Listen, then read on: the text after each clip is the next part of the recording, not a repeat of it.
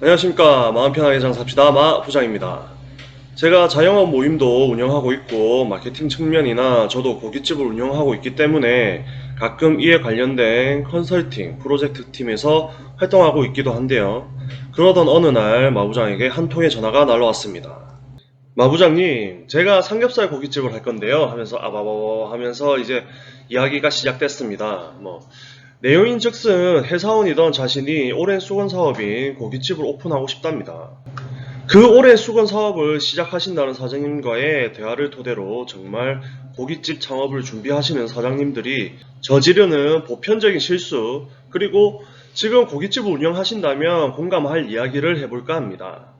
그래서 시작된 질문에 일단 벌써 가게는 어느 곳에 임대로 계약을 했답니다. 이제 인테리어를 해야 하는데 인테리어 업체 그리고 돼지고기 유통을 잘하는 곳이 없나 등을 물어보십니다. 아, 순간 뻥지죠. 이러면 순간 뻥지는 그런 표정을 지으면서 말문이 막히기 시작했습니다. 이 표정을 봤더라면 상대방의 기분이 몹시 불쾌할 수도 있을 법한 표정이었습니다. 솔직히 말 그대로 어이가 없다는 그런 표정이었는데요. 다행히 전화로 이야기 중이었습니다. 어쨌든 오랜 수건 사업이라고 저에게 그랬습니다. 하지만 그가 창업을 준비하게 되면서 가장 먼저 한 것은 가게의 자리를 정하는 것이었습니다. 물론 창업에는 정답이 없습니다. 하지만 성공에 대한 확률을 높이는 데에는 나름의 공식이 있는 건 분명한 것 같은데요. 보통 장사라는 것을 성공에 이끈 사람은 고객에게 무엇을 판매할지, 그리고 어떤 컨셉으로 장사를 할지부터 생각을 하는 게 정석 아닌 정석입니다. 그렇게 치면 그분의 말씀도 틀린 것은 아니네요. 일단 삼겹살을 팔 것이고 거기에 맞는 나름의 몫을 정했겠죠. 하지만 이분은 그 이상 그 이하도 아니었습니다. 삼겹살 가게를 한다는 분이 삼겹살을 어디에서 들여와야 할지도 모를 뿐더러 어떤 식으로 삼겹살을 판매하게 될지에 대해서는 전혀 생각을 못하고 있었습니다. 어떤 식으로 삼겹살 가게를 할지에 대해 물어보니 거기에 대해서는 묵묵부담이었던 거죠. 그래서 요즘은 가게 내 컨셉을 가져가는 게 중요하고 이 또한 스토리텔링과 연관성을 가져야 하며 거기에 따른 시스템과 메뉴 구성을 해야 한다고 말씀을 드렸습니다. 그래서 한 가지 더 여쭤봤습니다. 대한민국에서 제일 유명한 삼겹살 집이 어디일까요? 라고 했을 때 돌아온 질문은 그게 어디인가요? 였습니다.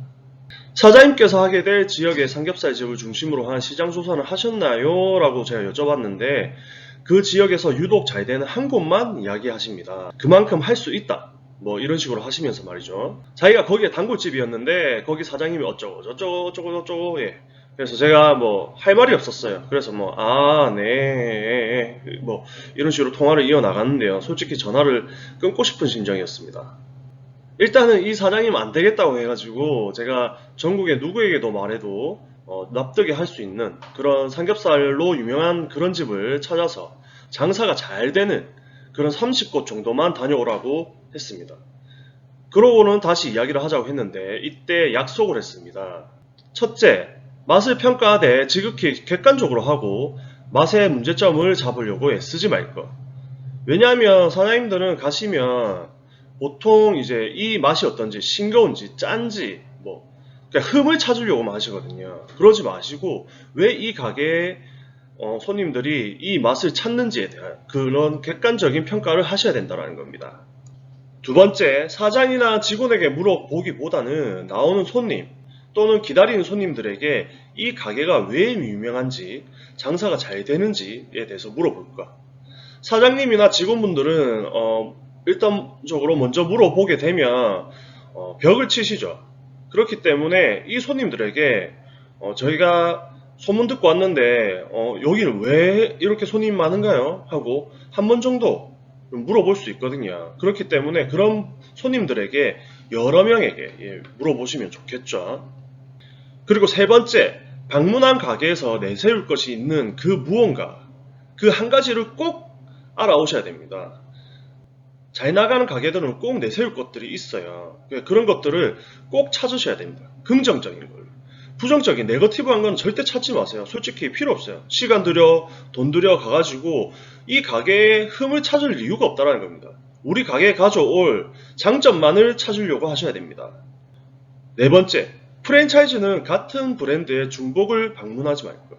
잘 나가는 프랜차이즈가 있으면 무슨 대구, 부산, 뭐 서울 이렇게 다 가보시는 분들이 계세요. 솔직히 프랜차이즈는 거의 일관성 있는 그런 가게들이기 때문에 크게 다 찾아갈 필요가 없습니다.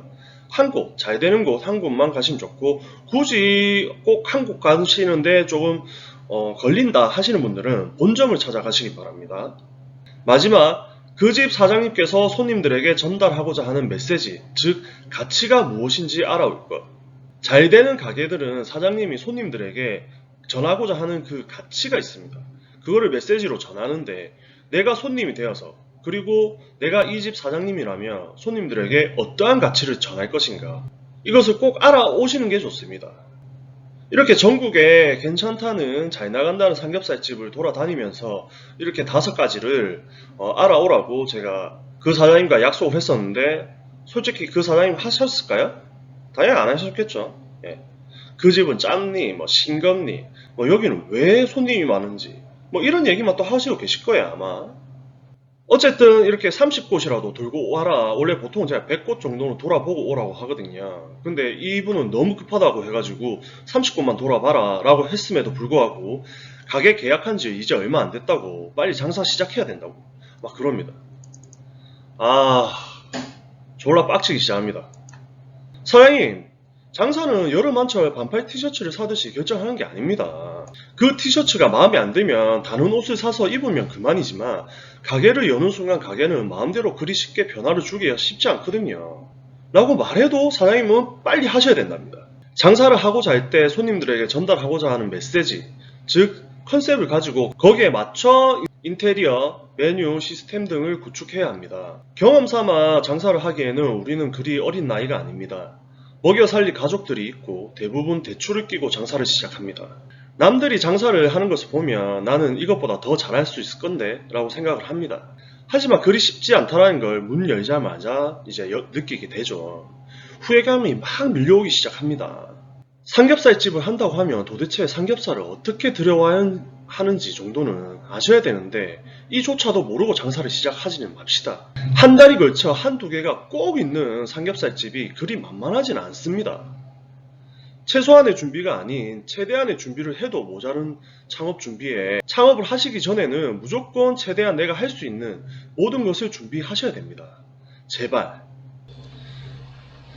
그래서 다음 시간에는 이런 수건 사업이라고 하셨던 고기 예비 창업자 그 사장님들이 바로 이렇게 창업을 하시게 되면 어떤 현상이 벌어지는지에 대해서 제가 한번 알아보도록 하겠습니다. 그리고 차후에 이런 사장님들을 위해서, 계속 웃음밖에 안 나오네요. 이런 사장님들을 위해서 제가 나름 컨셉을 가지고 열심히 고깃집을 하고 계시는 그런 사장님들을 만나 뵙고 인터뷰를 한번 해보겠습니다. 고깃집 시리즈 특집을 좀 가야 될 것 같아요. 네. 그럼 다음에 또 뵙겠습니다. 안녕. 오늘 하루도 정말 수고 많으셨습니다, 사장님들.